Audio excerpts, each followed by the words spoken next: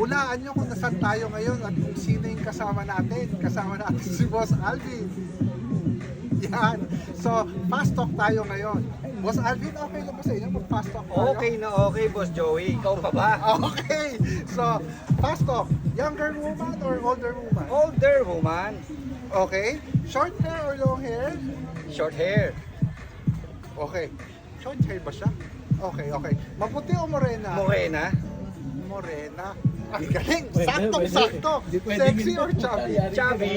Chubby. Chubby. Talagang ano, no? Saktong Pasok na pasok sa panlasang pasok Pinoy. ang mga sinasabi niyo, Oo. Boss Alvin. Talagang ano, talagang sakto eh, no? Okay.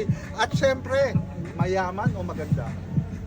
At bago ko sagutin yan, please comment down below. Yan! Ang ganda nun, ang galing na, Boss Alvin.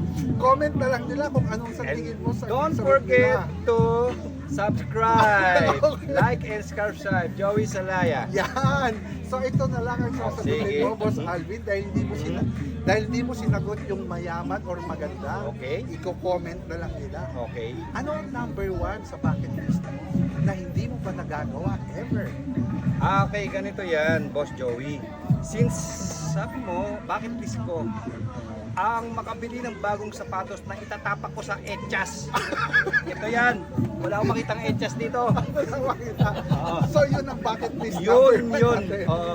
Napaka-simple lang, di ba? Simple lang. Okay. Any message sa mga fans nyo, Boss Alvin? Kung may fans man ako, wag nyo pong gagayahin nyo, mag-isip kayo ng sa inyo, ha? Akin lang yon. Okay?